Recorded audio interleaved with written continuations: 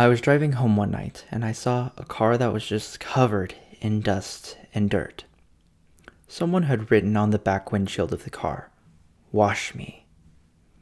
Now, this is a common thing to see on cars where I'm from, but it got me thinking, why don't they just wash their car? And sometimes my body feels like a dirty car. It's screaming at me, "I'm obviously dirty.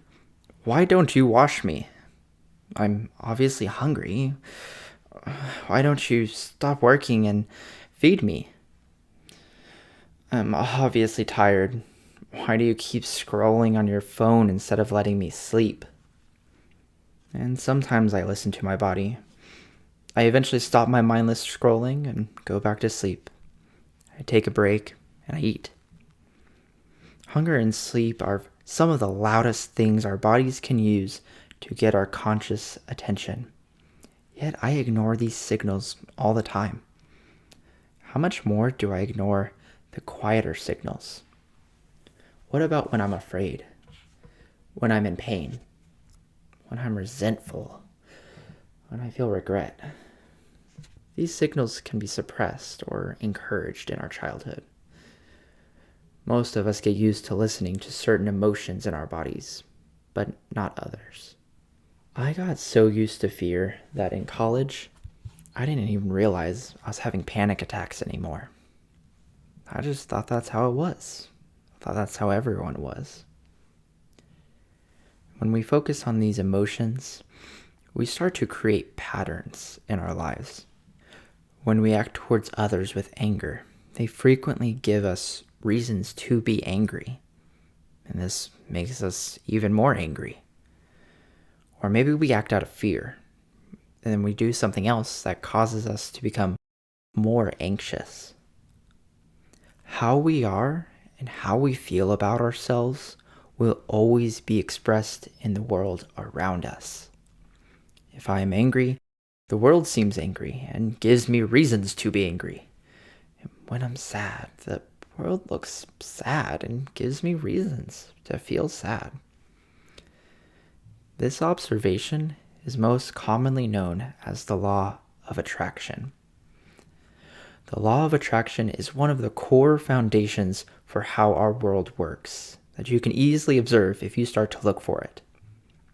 It can be summed up in this short phrase: we attract what we are. In my example earlier, angry people attract anger into their lives. Sad people attract sadness. Well, in dirty cars, they attract my focus to just how dirty they really are.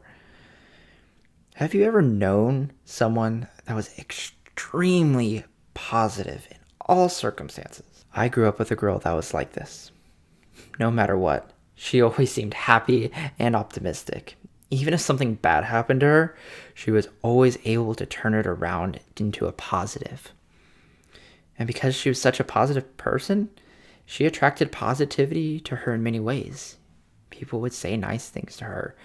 Good things would happen to her. She would receive gifts. All these different, seemingly random events would happen. Even if a bad thing happened to her, her perception of it, she was always able to make it a positive. And I've known people that were quite the opposite. No matter what, they were just sad and gloomy. They could be at a fun party, or you could give them a thoughtful gift, and they might be happy for a few minutes, and after a moment, they're right back down to being sad and gloomy. The law of attraction is a huge, moving, active force in our lives. That's why I started this channel, to talk about the ways we attract things into our lives, to help you attract the things you want into your life, like happiness, peace, freedom, relationships, and maybe even money. Now, hold on. These things won't magically fall out of the sky. They're going to require some effort. We have a lot to do to grow into the people that we want to become. So I encourage you, join me on this journey. Hit subscribe and like this video if it provoked some thoughts in you. Comment below how you observe the law of attraction in your life and what kind of things you'd like me to talk about on this channel.